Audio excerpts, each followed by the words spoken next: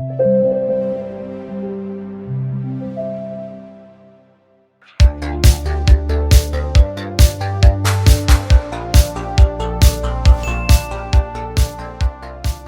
everyone, and welcome to another episode of Open World. I'm Elisa, your other host, Ale and Lari, and today we have a very special guest, María Eugenia Larreina, who is joining us to talk about a very important topic that is accessibility in video games. She is a PhD candidate at Universitat Autònoma de Barcelona, and her research focuses on the needs and preferences of persons with visual disabilities and the potential applications of audio description. Thank you so much for joining us today, Eugenia. Thank you so much for having me. Okay. Yeah, thank you. It's amazing. So we met each other. We're going to be like giving a little bit context here. We met each other back in Berlin last year. And I was completely amazed by your talk. And I was like, oh my God, we have to have her in Open World because, oh my God, she's amazing. But can you do a professional journey walkthrough for those who don't know you yet? Yes, of course. So I started studying translation and interpreting. I did Spanish, English, and French. And when I was done, I was very interested in media, film, translation technologies. So I decided to do a master's on audiovisual translation. And that's when I had my first contact with accessibility. So we studied subtitling for the deaf and the hard of hearing, audio description, and re-speaking. And when I finished the master's, I had the opportunity to work on a project about audio description called the RAD project and how to apply it to video games. So this was my PhD topic that right now I'm finishing the thesis. And I just fell in love with audio description and accessibility in general and how to apply it to such a new medium like video games. That's amazing. And what was that inspired you to pursue a career in accessibility? And maybe as a follow-up question to that, what are some of the key challenges that you have faced in this industry so far? So I was very inspired by the fact that accessibility can be applied to anything in real life. So when you use a ramp That's to true. enter a building, or when you use subtitles to watch a movie, or when you use an audio guide to guide yourself around a museum, all of this is accessibility, and we are all users of accessibility all the time.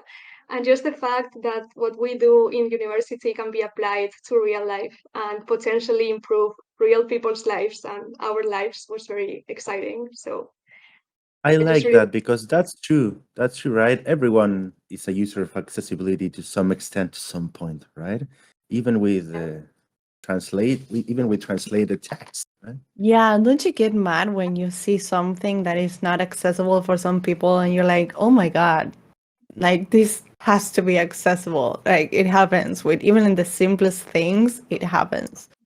Yeah, Yeah. and when it comes to video games, even some AAA studios sometimes don't even. I'm an old guy by now, so I noticed that I sometimes need bigger fonts. I do because I can't see. And I came across some futuristic first-person shooters that don't really allow me to make the fonts bigger, and I couldn't play it. I couldn't play it. Yeah, and it's really easy to make. If there is awareness about this, it's not really hard to code or hard to integrate into the planning and the budget. So it's really about being aware of it. Absolutely, absolutely. And Maria Eugenia, how would you say that accessibility landscape has changed in the recent years? And also, like, what emerging technologies or trends do you see happening? I bet, and in audio description in particular for your research, I imagine there's been a lot of changes in the recent years. Yeah, no, it has changed, and I would like to say that for the better. So I hope that it continues improving the whole situation.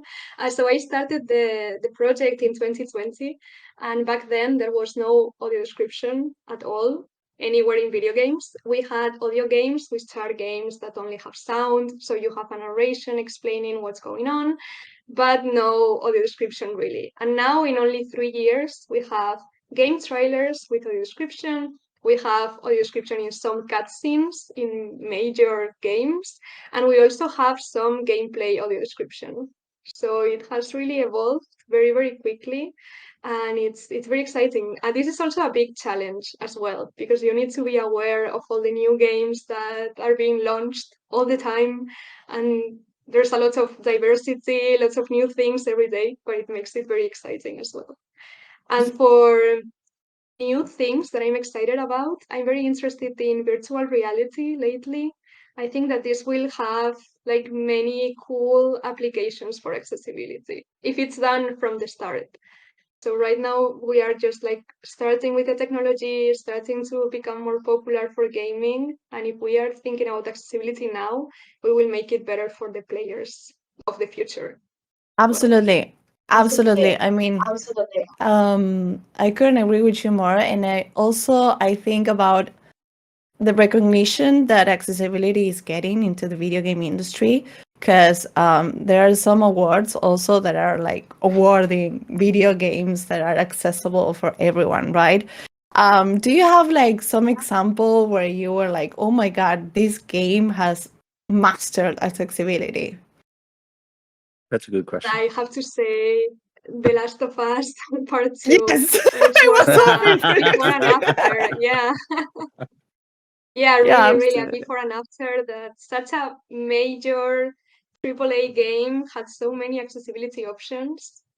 It's been like a major break for the industry, Yeah. I would say. And now other companies are looking at it and saying, can we replicate this? Can we make this better?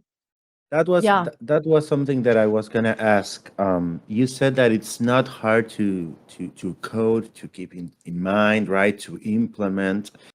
So a game like The Last of Us has set the bar too high, or is it really just a matter of, okay, let's include it in the pipeline from the very beginning and let's go with it, and it wouldn't be too complicated, or does it really set the bar too high? Well, I want to think that not really, that everyone can reach this level of accessibility. But of course, you need to have the resources to do so, and this might not be Right. easy. Yeah, But I it really understand. depends on the type of game, right? So depending on what game it is, you will need some different accessibility options, and maybe the ones that Hmm. we have in The Last of Us cannot be applied to your game.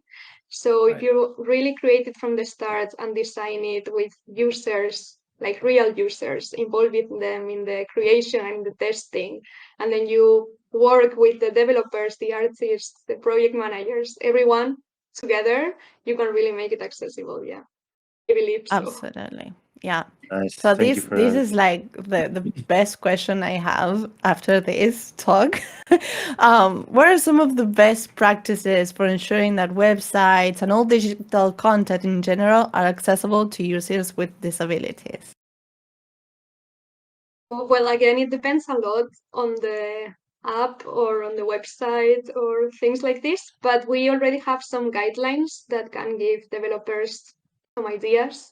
So, for example, we have the web accessibility guidelines or the game accessibility guidelines as well, and you can start from there.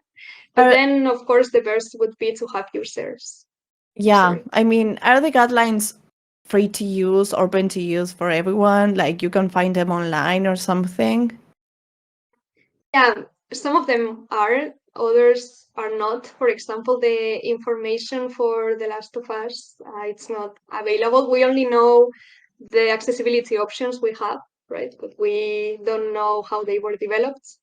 We need to look into interviews of like people working on the game and things like that. But still, we have very public documents that we can look for. So the game accessibility guidelines, for example, just like this name, is open on the internet. We could share that link somewhere. Yeah, absolutely. I And don't do know you where think, links live in videos below. Yeah. and do you think there should be more like communication between like gaming studios and companies that like to share all like technological advancement or guidelines and things like that? What's your opinion about that? it would be nice if all of this information was accessible as well, so that maybe smaller studios can take inspiration from them. And it would be also very nice if the same company would make all of the games accessible and not only some of them. So this is something that happens as well. I mean, if you have already the protocols developed, you can just apply them to all your games, right? But of course, the workflow in the industry is very opaque, right? You don't really know much about how the studios work. Mhm. So maybe they have some constraints that we don't know about. It would be nice to have this information for everyone to use. Yeah, absolutely. And with the things that are available now, what advice would you give to organizations and companies that are like just starting to prioritize accessibility in the digital content and products, games? I think that the most important thing is to talk to real users, because sometimes we have companies creating accessibility that then is not usable by the real people. Right? Maybe they think that it will be useful, but then when you get real people using it, it's not meeting their needs. So if you really involve them from the start, you will cut costs and make it more profitable at the end as well, and more usable. And then another important thing that I would say is to make the information about accessibility accessible itself. So if you create an accessible video game or you have some accessibility options on your website, you need to make them very clear and easy to use, and not hidden in an endless menu or hidden in the tags, difficult to find, right? Because if you have created them, you want the people to use them. Yeah, This is- sometimes Totally. it happens to me when I'm like playing a video game. I open the menu, I see the options, and I find like some really good things regarding accessibility that I'm like, oh my God, this is so useful. And I'm like, why was this so hard to find in the menu, in the options, in the accessibility section? Oh my God, why? It's just like, yeah, it makes total sense. Total sense.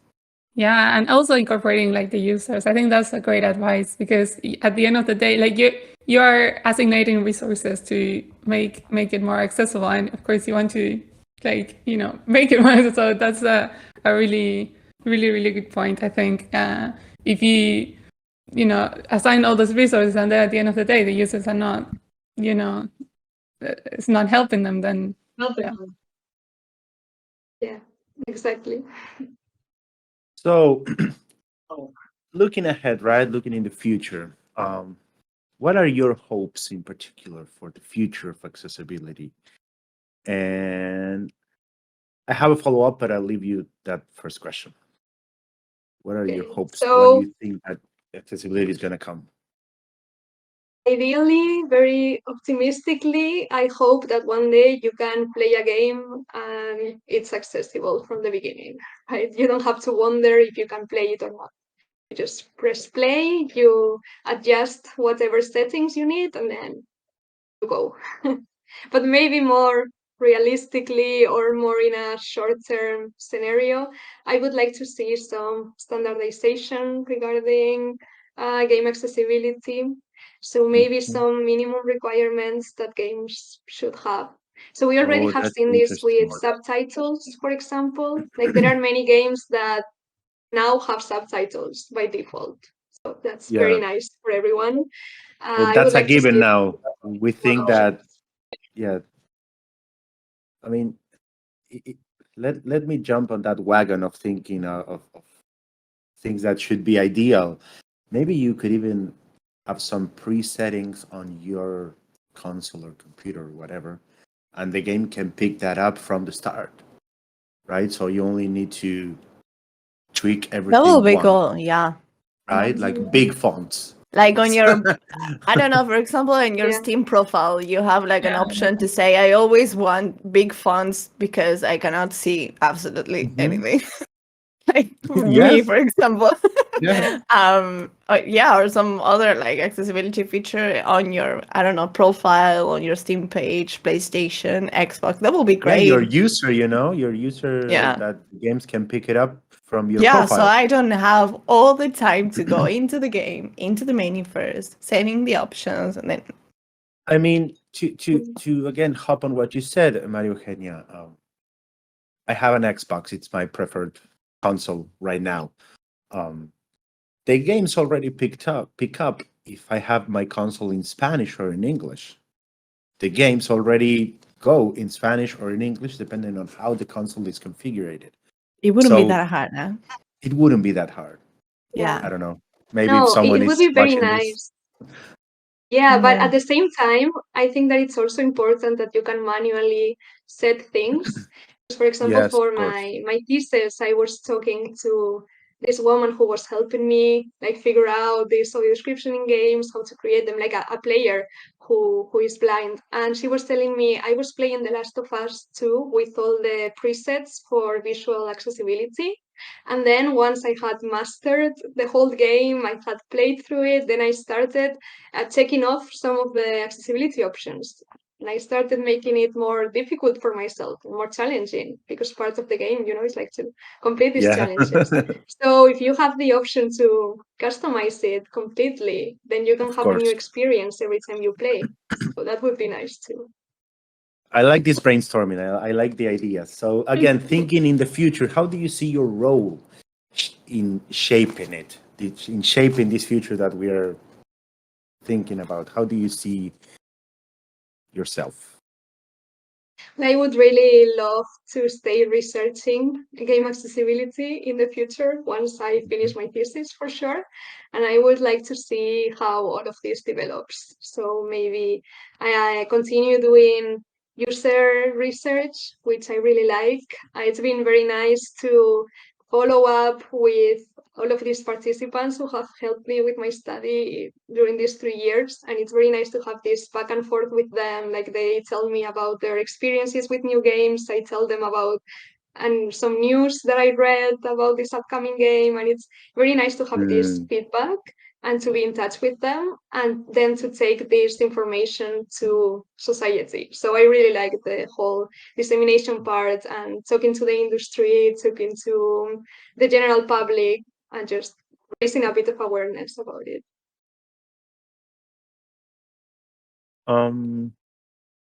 So in this future, do you have any interest in joining a video game publisher or a company that creates video games, or do you think of something more altruistic from the outside as a researcher? Academic. But both would be nice, for sure. Both. I mean, I want both. yeah, Yes. yeah, there is this new kind of profile, which is an accessibility consultant profile that some people with disabilities are taking now, which is very, very good. So someone who is there working with the developers hand in hand to make the game accessible. So it could be nice to do something like that, but as an accessibility researcher, maybe continue doing user research, but from a company. Then I also like university a lot. Maybe I can do everything. You can do I love everything. it. I love it. At the same time, like it's always a thing about when academic work is a bit like further away from the company work or whatever. So I think it's great that you're trying to put them closer and how you can help each other. Yeah. And I was wondering, going back to the brainstorm, because I've heard, I mean, some gamers, which is this is why we like having this episode.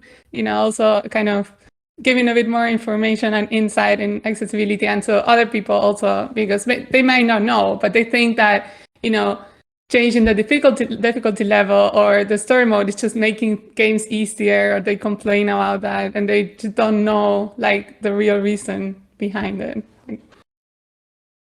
What's your... No, this is a very big criticism that I have heard during these years as well.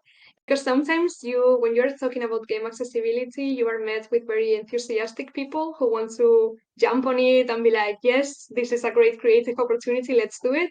And then you have the other side, which would be, no, this is too hard, this makes no sense, people don't need accessibility options, we don't want the games to be easy. But what I try to tell them is that if the game is completely unplayable for you because it's not accessible, then it's not hard. It's just impossible to play, right? Yeah. So we are not making it easier. We are just making it playable. Oh my Yeah. God, I love that. We are not making it This is easier, very we're making quote. it playable. I That's wanted a to do quote. that on my screen. Oh my God. I love that. I'm very passionate. Every time I hear you speak about accessibility, it's, I don't know, something lights up inside me. I loved it. Can you give us some advice for someone that is interested in working in this accessibility industry in video games? Interesting question. Well, something that I have learned in this time is that you should be very open to talk to very different people with very different views from you. So we really need to involve everyone in the process of making a video game into making it accessible. So you need to talk to the developers, to the artists, to the project managers, to the people in marketing who are selling the game, and to the players. And all of these people have very different vocabularies, very different priorities, and they will see accessibility in different ways. So if you can really communicate with everyone, then you are winning the game, really. So just be very open and very flexible to understand all of these roles, and then being able to communicate what you want to say.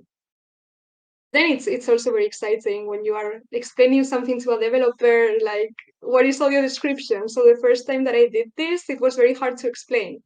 It was like, yeah, like a narration, like a voice line, and at the end, I ended up explaining it as an additional voice line that you put in the soundtrack. And then they were like, oh yeah, I know how to code that. It's not that hard.